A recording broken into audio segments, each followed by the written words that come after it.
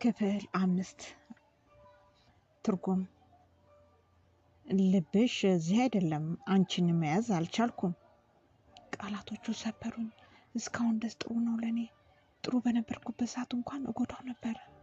ቁጭ ብለን ለረጅም ሰዓት ጸጥ አለን። ጩኸት የለም፣ መውቀስ የለም፣ ብቻ ሀዘን፣ ጸጥ ያለ ሀዘን። ያን ምሽት ሶፋው ላይ ተኛው። ሁሉንም ተመለከትኩ። የሁሉንም ድምፅ በጆሮ የሰማው። የነገርኩት እውነት ነው። በመጨረሻ እውነቱን ነገርኩት። አላውቅም ካሁን በኋላ ምን እንደሚፈጠር። በቅርቡ እሄዳለሁ። አሁንም ምንም አላውቅም። ወይ ስናወራበት ይሆን? ለመጀመሪያ ጊዜ በአንድ ወር ውስጥ የመተንፈስ ስሜት ተሰማኝ። ለተወሰነ ጊዜ ጸጥ ብለን ነበረ። ሌዮም እኔም እስካሁንም አንድ አፓርትመንት ውስጥ ነው የምኖረው። ነገር ግን ብዙ አናወራም። ሁለታችንም ጊዜ ሰጥተን ማሰብ ጀመርን። የእንግዳ መቀበያ ቤት ተኛው። እሱ የሁለታችን መኝታ ቤት ተኛ። በጠዋቱ ሌዮ አሁንም ቡና ፈላልኝ። ክችን ውስጥ ጠረጴዛው ላይ በሲኒ ያስቀመጠልኝ። አሁን ግን ምንም አላልኩ። ፈገግም የለም፣ ጸጥታ ብቻ። ስራ ሄጄ ስራ ለማብዛት ሞከርኩ። መጽሐፍት ቤት ከስተመሮችን መርዳት ጀመርኩ።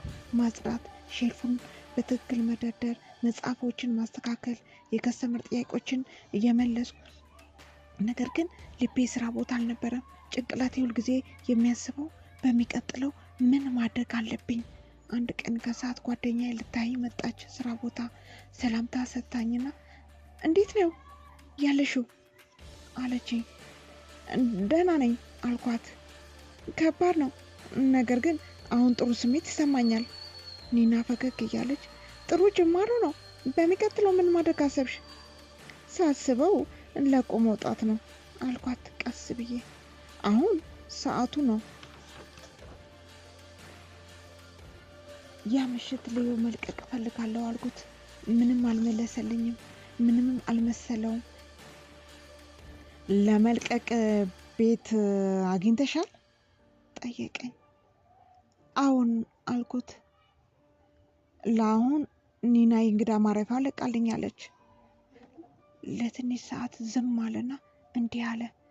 ኤማ፣ እኔ አልቆጣም፣ አዝኛለሁ። ነገር ግን ምናልባት ይህ የኔ መንገድ ሊሆን ይችላል። ተሰማኝ። እንባዬ ፈሰሰ። ልብህን ልሰብረው ፈልጌ አይደለም አልኩት።